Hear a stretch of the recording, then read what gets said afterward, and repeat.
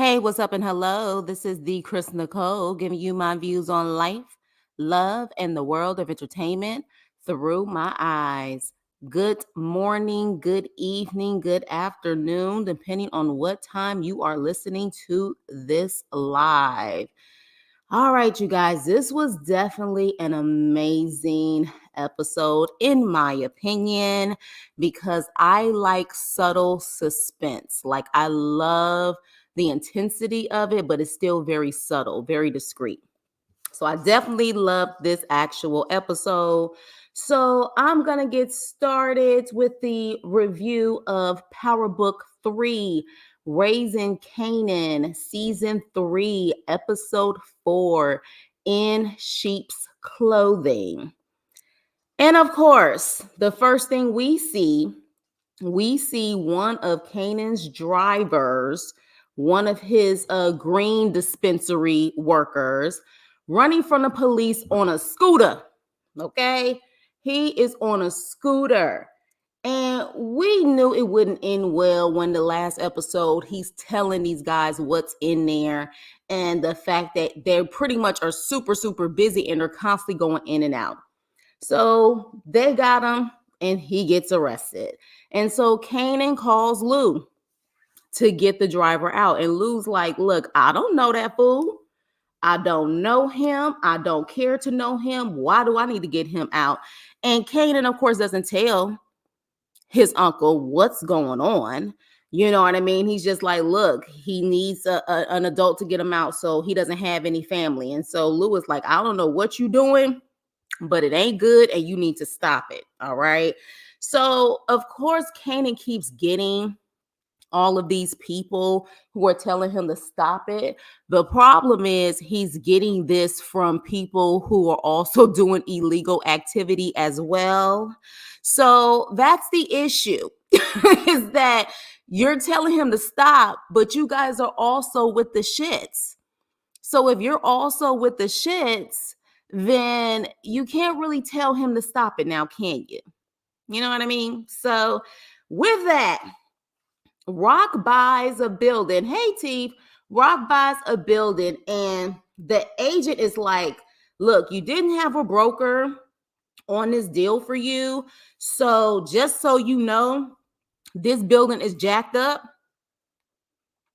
And just so you know, you're getting it as is, meaning if there's anything wrong with it, electrical, whatever the case may be, it's on you. All right. So she's like, that's fine. I don't care. Thank you very much. Which is stupid. You know why? Because normal people who truly make their money the right way, the legal way, wouldn't do that. They're not investing in a building just because. They're going to make sure the roofing and all of this other stuff is working at least decent. So, which is why, as soon as she made the deal, the agent gives a heads up to the police. She see the agent looking outside, like she looking outside and seeing the agent talking to the police. All right. So at that point, when she goes out there and talks to the police, them pigs can smell illegal money from a mile away. Okay. So they're pretty much telling her, hey, if you take care of us, we'll take care of you. And oh, yeah, and we know about your son, bitch.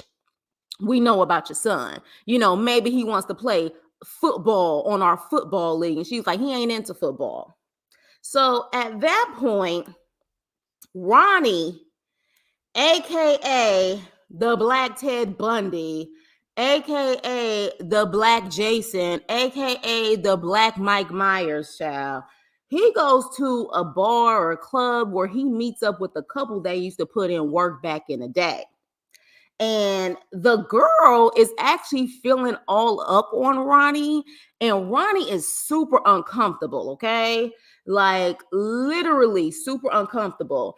And the guy from The Wire, which I loved him in The Wire, he was one of my favorite characters in The Wire. I think his name was Bunk, if I'm not mistaken. I need to actually do a rewatch of The Wire because that was just great television. So he pretty much is questioning his woman. Why is she with him if pretty much everything that she wants is opposite of what he can give? And she was like, I wish I knew. So it kind of makes me wonder if this is going to come into play later on with, they're going to have some beef in between each other, the couple.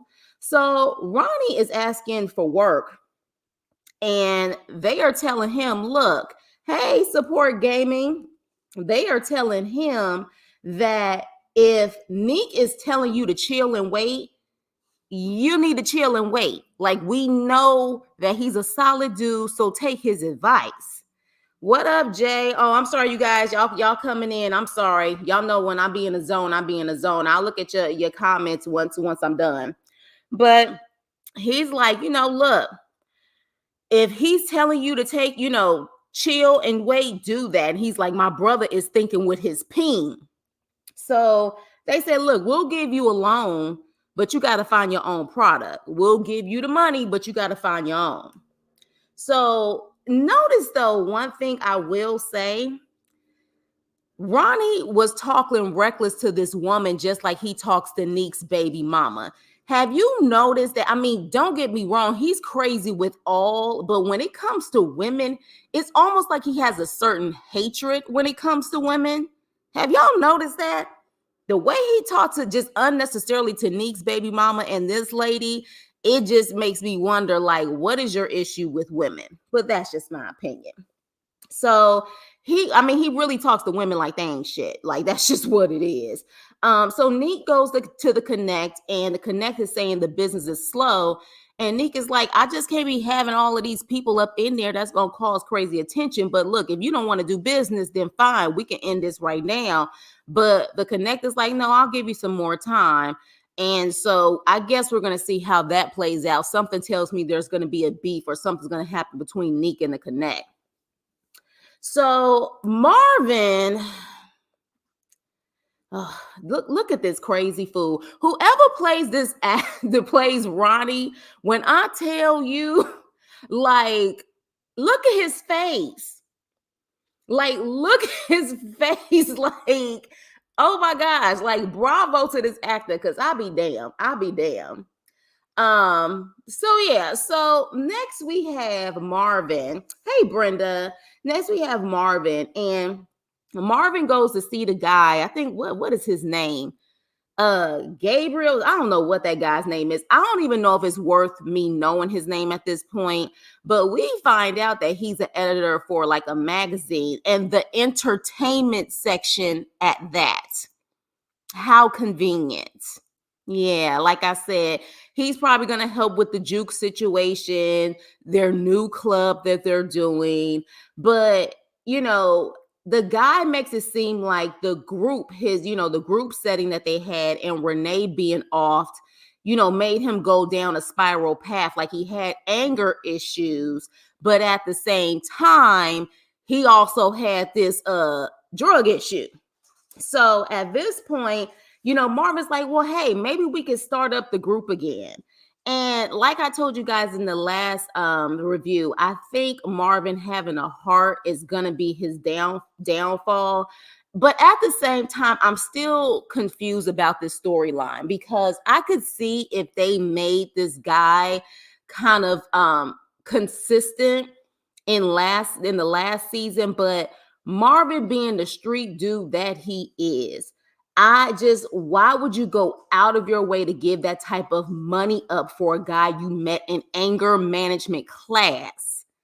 Like, I can understand to a certain extent that, you're pretty much saying, okay, you call me, fine, I'll call your family or I'll call someone else, but I'll be damned if I'm going to put myself in danger for you. It just doesn't seem realistic to me, but y'all let me know. But yeah, I think pretty much that's going to be his downfall, trying to really open up to people. I think that something's going to happen to him. Hey, Ruby. So Howard gets a call. Child. You know what? I actually low-key, no, it's not even low-key. I don't like Howard. All right. So he gets a call in by the feds, and they're asking questions about Camacho, and they don't believe the story. And they even ask him about his shooting.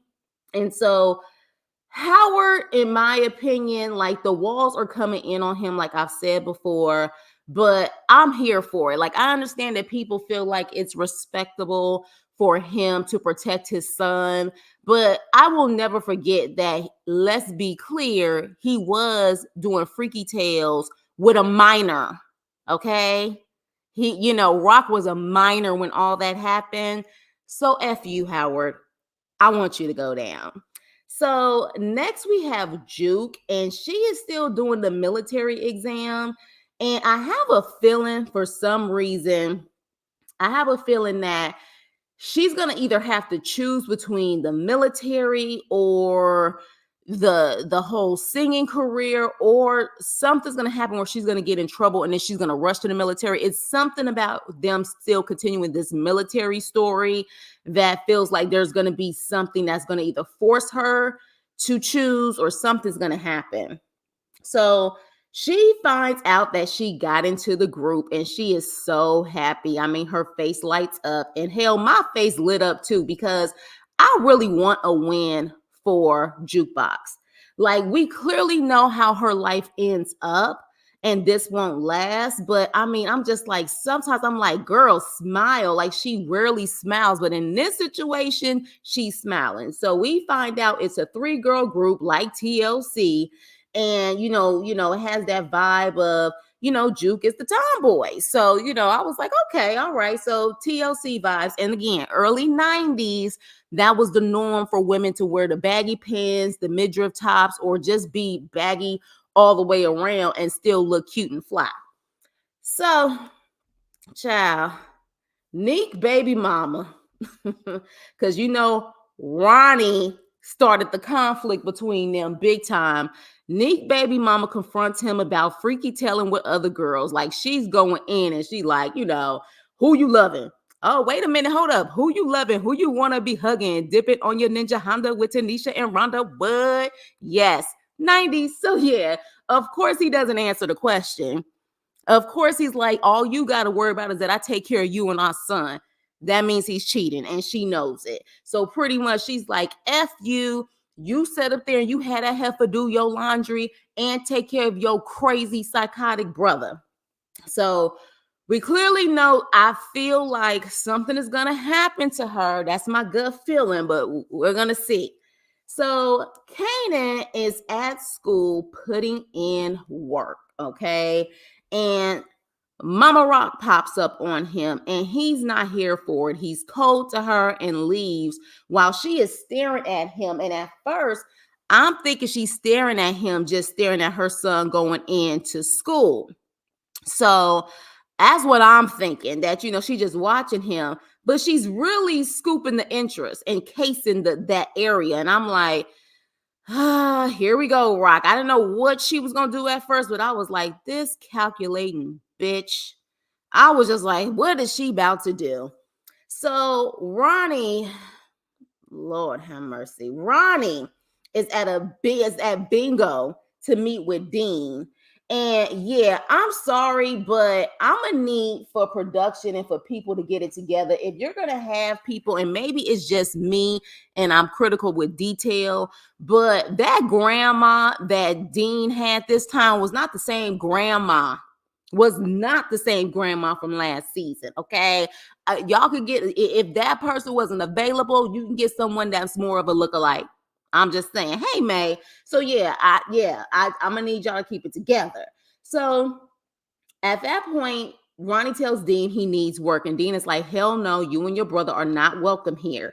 So Ronnie is also seeing that Neek has clearly created some mess in the streets where certain people are not messing with him. But because Dean says no, Ronnie puts hands on Dean and is like, I'm not the ninja you say no to. And Dean is like, I will run you to the ground. And I'm like, okay, we're going to see who going to run who to the ground. All right. So Ronnie finds out that Dean doesn't even supply Neek anymore because he thought that that was Neek's supplier. That Dean doesn't supply Neek anymore, and he is going uptown to the Colombians to get his supply. So next, Kanan and Famous are taking calls, and the boss of the delivery service is like, "You are messing up my legitimate business," right? So Kanan gives him money to hold him over, but will that fix it? Hell no. Kanan's like, "Look, we'll get more drivers." Kanan's about to take over that shit in 86, that fool, in my opinion. Like, in my opinion, he is, it's something's gonna happen there. It's gonna go down. So when he leaves the actual apartment, of course, Rock surprises Famous, and Famous literally is, of course, smoked out as usual. And I can't wait till they tell us if this is strictly just green, baby. I'm nervous, and it's making me wonder if people in that writer's room have ever smoked, because smoking don't do all of that. Do you know how many friends that I had that literally smoked every day in high school, but they were there and class every single day and still had high GPAs and graduated? So I need to find out what he's on. But Rock surprises Famous again, coming to the apartment and making herself at home. And Rock finds Kanan's backpack and puts the freaking steel, the hammer, in his backpack. And this fool Famous is like, "Oh, Miss Rock." And I'm like, "Fool, like, you know what his family is. You know what Kanan's family is. You know that whole family is about that life.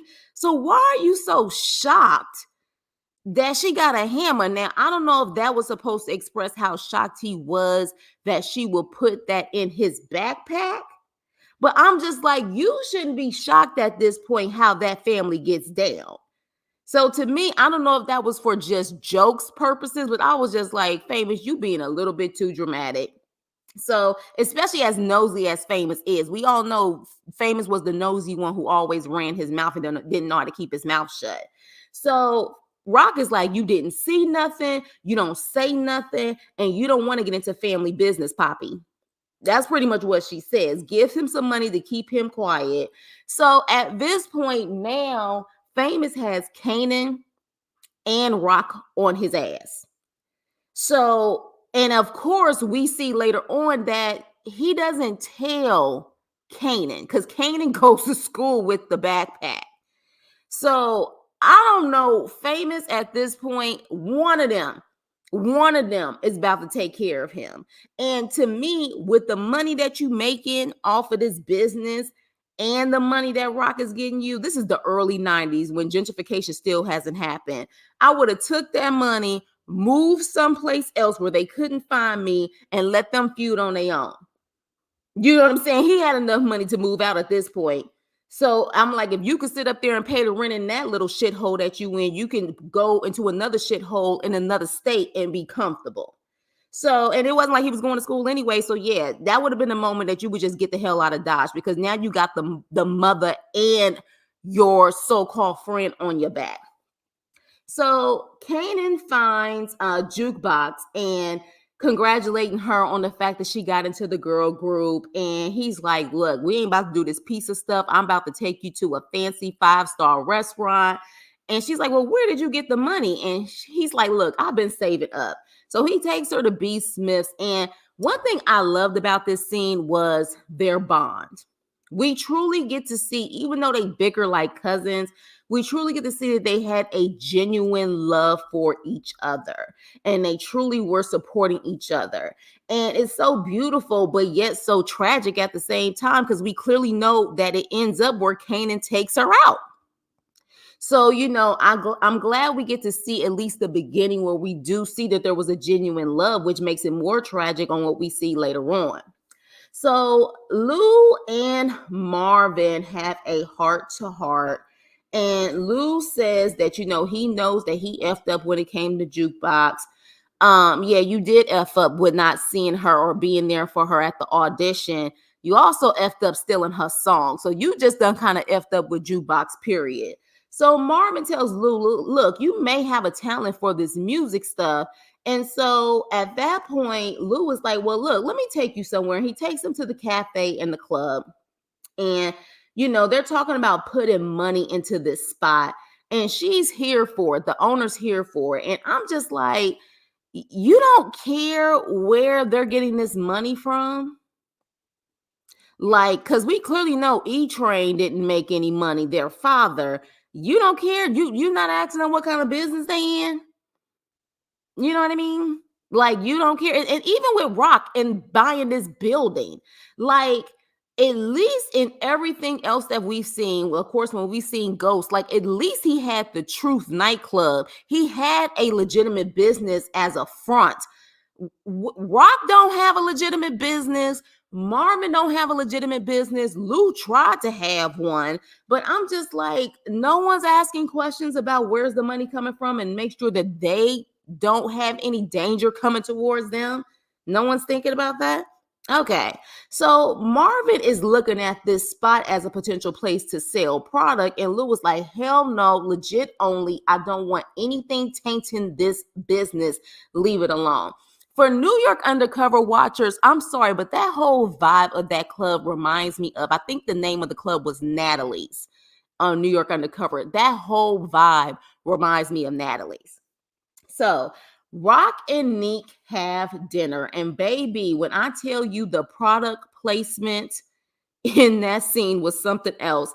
The cinematographer is doing very like grays and blues and browns as far as the colors are concerned, as far as the scenes. But that Diet Pepsi can, they had that shit front and center. I said, well, we clearly know which company is sponsoring some of these shows. Big old can of Diet Pepsi. So at that point, Nick is telling Rock that Ronnie went to go see Dean to get work. And it had to be something crazy that happened for Dean to call Neek because Dean has no love for him. And so Rock was like, well, I thought you put him on. And so literally he's like, well, I haven't found anything for him yet. And he's like, what he's good for is like real specific. And then Rock says the best line in this episode. Rock says what he's bad for isn't specific at all. And I love lines like that because it says so little, but then says a lot. So whoever wrote that, bravo, because it was a very clever way of saying your brother is unpredictable as hell and he is a problem. And even Neek had to take that in because at this point, and I don't know if he's really understanding that his brother is crazy. I don't think he's understanding this. So she tells him that Kanan is coming home soon. So they got to get their last bang, bang, bang freaky tales in. And she's saying after that, they're done. And honestly, Neek looks kind of hurt. He looks kind of hurt. He looks like, he actually likes Rock. And I'm like, wait a minute. Like, you pee-whipped at this point because you should never trust that heifer. She put you in jail and try to put a freaking charge on you. The biggest charge on you at that. So, but hey, I guess it's good to him. So next, Ronnie goes to Juliana and her cousin and is asking for product. And the cousin is like, bye. But Juliana is intrigued because, not only does she still want revenge for what Neek did to her, but she also wants to take Rock out or get revenge on her. And so she's like looking at him like, oh, you really crazy. Like, you really about this life. And he's like, look, I don't know what Neek did, but problems can get solved. Like, they can get solved. And she's really looking at him like, dang, are you really willing to take out your brother for this product? But she's here for it. If you ask me, that's what's gonna happen. She's gonna say you're gonna have to take him out. Hell, she may even say take Rock out. Now we know Rock ain't being taken out. She's the main freaking character. But possible is it for Neek? I don't know, y'all. But definitely Juliana kept looking back even before she got in the car. They're gonna meet up very, very soon. So Kanan goes to school and he literally gets the little, alarm, the little alert saying that, he got some steel in his bag. And he, confident there ain't nothing in his bag. He like, you're tripping. All I got is books and stuff. And we see her trifling ass steel in that bag and he gets arrested. Mind you, that was the least of her worries. We all know that Black people can get taken out for much less. So the fact that she did that, it was so risky that she didn't really know how it was going to go. Granted, it didn't have any ammunition in it, but that doesn't mean that no one else didn't have ammunition. You know what I'm saying? So the fact that she did that, I was just like, again, like in her mind, she's probably saying, the police asked about my son. He doesn't want to come home. And she feels this is the only way to bring him home. In her sick, twisted mind, I guess she's thinking that way, but she's doing it in the most sinister, demonic way where it's like, are you really even a mother? Everything's about Rock. Everything's about her. And honestly, when you really think about all the powers, except for Force, I think. But all the powers have very selfish, self-centered, I may love you, but it's still about me parents. Ghost was that way. Mary J. Blige character is that way. Rock is that way. It's crazy. But he ends up getting arrested. So Juke goes to rehearsals and she meets the arrogant heifer that she met in the bathroom. And she is singing one of the jams from back in the day, Make It Like It Was. When I tell you some of the actual soundtrack of this actual show, it brings back so many memories, and how even people who had one hit wonders, like the one hit wonders, their one hit had more impact than people's entire albums today.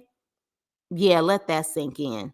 One hit wonders had more impact than people in their entire albums today. Make It Like It Was a classic, timeless, and it still can jam still to this day. Hell, Vanilla Ice, Ice, Ice Baby has had more impact than a lot of artists today. But let me keep going. So at that point, the girl, I don't know if she's supposed to be the lead or she's just gonna be that arrogant little heifer that always wants to be the center of attention, like most girl groups. But it's very clear that Juke and the girl Aisha is gonna be those two versus the cocky hoe. And so the lady that actually created the group, I'm trying to figure out, doesn't she look familiar, you guys? That lady looks really familiar, like she's been on several shows before, or I know her from somewhere. But she said that she's calling the group Butter. And I could have sworn that there was actually a girl group back in the day called Butter, if I'm not mistaken. But I wonder, because the way that she was talking to them, baby, she was a mess. I'm wondering if she's about to be the Pebbles for them, like Pebbles was for TLC. Y'all know that story, right? Yeah, I'm wondering. I'm wondering if that's what she's about to be. I wonder if she's gonna be that girl for them. So Rock comes to the school, child, like she is super disappointed and doesn't even flinch, okay? Doesn't even look remorseful, don't look bad. She is blaming all of this on Kanan, like just evil.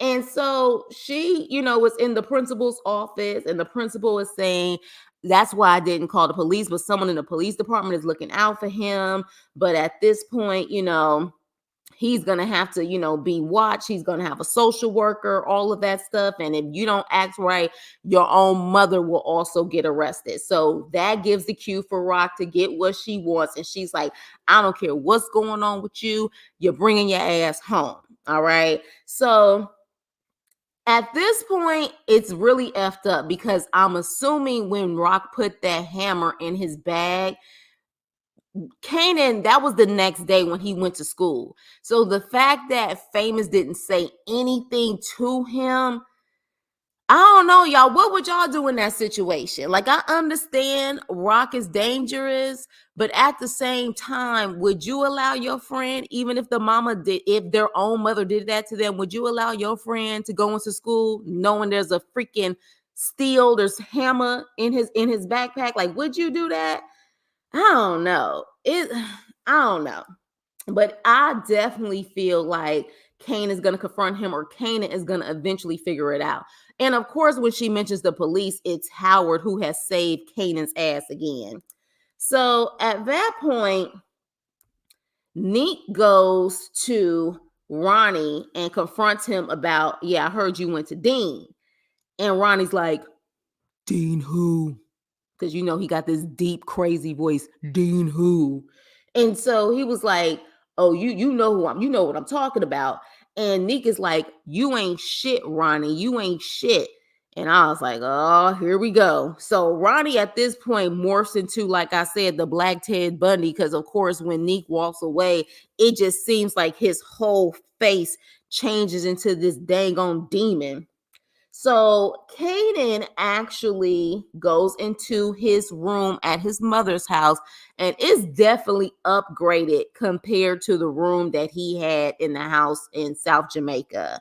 And shout out to that Tribe Called Quest poster that I saw in the background. Yeah, memories. So yeah, so he's it's like he's looking at it, and the old Kanan probably would have been like so hyped that he had this upgraded room, but he is thinking like, who in the hell put this thing in my bag? So my question is, do you think that he's going to figure out it was his mom, or do you think he's going to blame Famous? Do you think that he would blame Famous and think that Famous maybe did it? Y'all let me know. So Rock tells, or Howard tells Rock that the feds ain't believing Camacho's BS, and if they got eyes on her, they got eyes on Kanan. Now, my problem is, Howard, why don't you think they have eyes on you? Or he's just not saying nothing? Because I'm like, if they have eyes on those two, what makes you think they don't have eyes on you? Or does he feel like he's that untouchable because he's police? So Howard at this point is like, yeah, look, I'm not taking your calls no more. You got to figure this shit out on your own. So Kanan sees this conversation that his parents are having outside of the window. So he's literally in deep thought, trying to figure all of this stuff out and what's going on. So the last scene is with Dean. And yeah, just to let y'all know, see, this was last season. You see that grandma right there? You see that grandma right there? You look at the grandma in this scene. They ain't the same grandma. It ain't. It ain't. Get it together, production. Get it together. So the last scene, and I'm just gonna be raw, y'all. I always do. I don't know if this was given realistic in my opinion. So Dean comes in, and he's, being the sweet grandson, getting his grandmother soda, and conveniently says, oh, and I got the batteries for your hearing aid. Conveniently takes the hearing aid off. Now the lady can't apparently hear, but continues to watch TV. And after he takes off the hearing aid, he says, don't miss the funniest part. And she laughs like she could hear him. So I don't know. Maybe she can read lips well, but it wasn't sitting right with me. I was like, okay, come on. So next thing you know, the hood Jason, the hood Mike Myers, the hood Freddy Krueger, hood Ted Bundy comes up the stairs from the basement and shanks Dean. Okay, just shanks him multiple times. And so the grandma can't hear nothing. And Ronnie looks as if he's about to do something to her, but then realizes that the grandmama can't hear. And so he leaves her alone. And I'm just like, thank God. Because as crazy as he is, I wouldn't put it past him to actually sit up there and do something to her. But we see that she's still watching TV, and Dean is right behind her, just leaking. Now, here's my thing. Is he still alive or is he gone? Because we all know sometimes that things like that can happen and it appears that the person is gone, then all of a sudden they come back up. But I'm going to assume that he's gone. And I'm also going to assume that Neek is going to find out and then he's going to realize it's his brother. But let me ask you guys this, because now I'm in my deep thinking. Clearly, the way Ronnie is now, it wasn't the way he was, I'm assuming, when he was out 3 years ago, however long, and he was in jail. So the baby mama has told him that he's crazy and he was watching the TV and the TV wasn't on. He's seeing how he's moving. At what point are you putting two and two together to realize that your brother is either not the same or he doesn't care about you? Like, I feel like Neek is not being strategic enough, in my opinion, knowing how dangerous his brother can be, unless he wasn't this dangerous when he was out before. So I don't know, like, if you guys, like, in my opinion, if production or the writers are trying to make it that these people are really big time street people who are completely savvy or whatever the case may be, they have the street skills, the street knowledge. At this point, Neek has to understand that his brother is his enemy.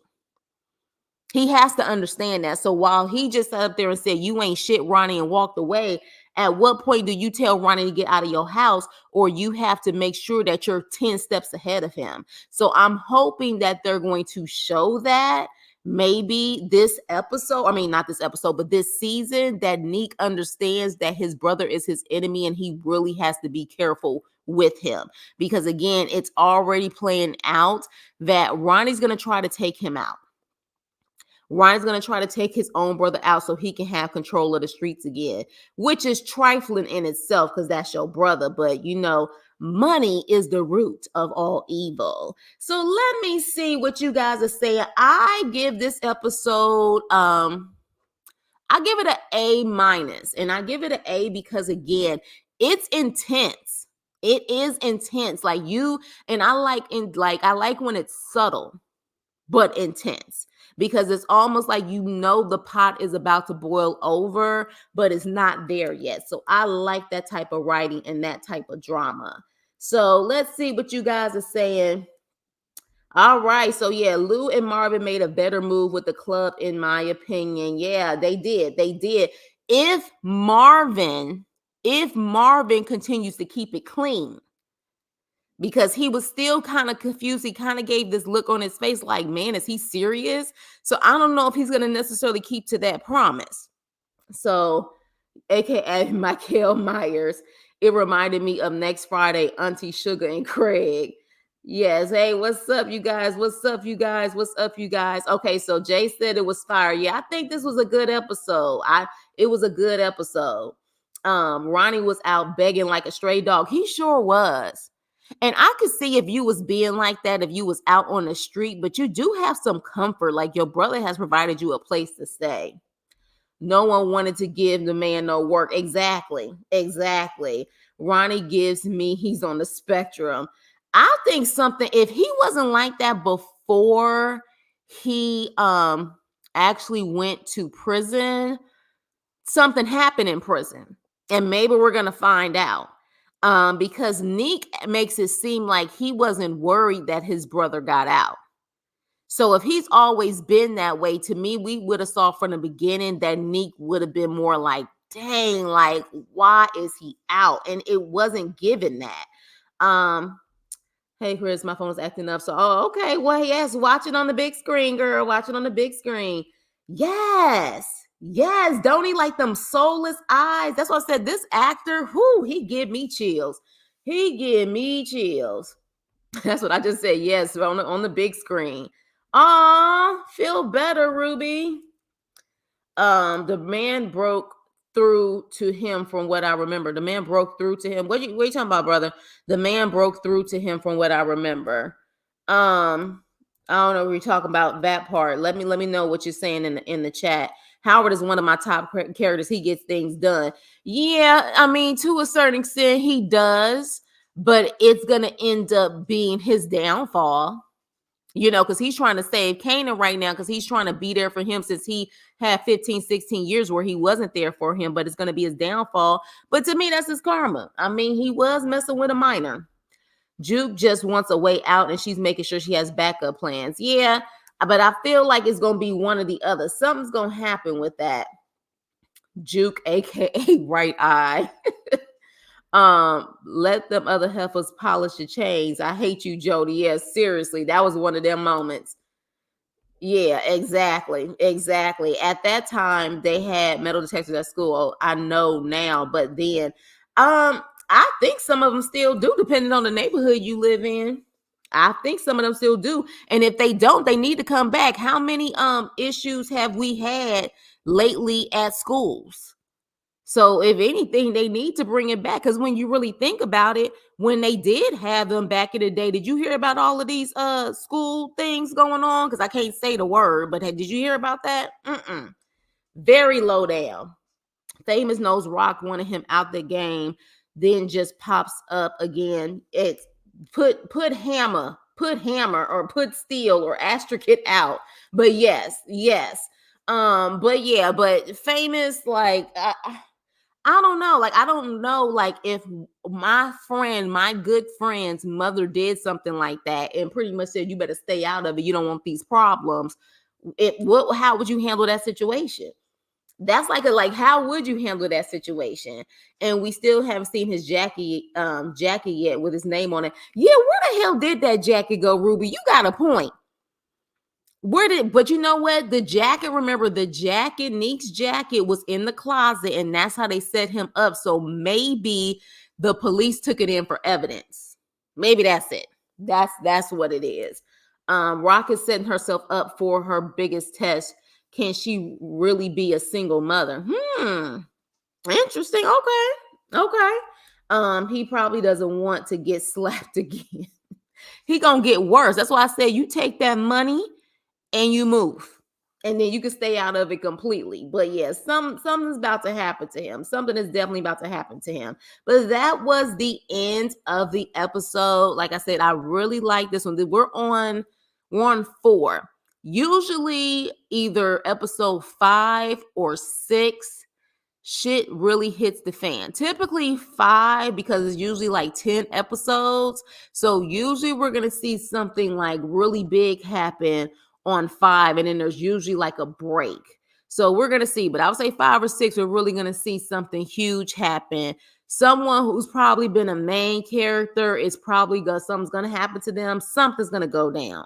But with that being said, you guys, thank you, of course, for catching the live review of Raising Kanan. I'm really loving the way this is going. Of course, it started off kind of slow, but besides last episode, every episode, someone has been unalived. So this is a very grimy, messy season. But again, when you're dealing with the game, you're going to have a lot of people being unalive, because that's just what goes with it. But with that being said, please like, share, and subscribe, and I will see you on my next video. Toodles.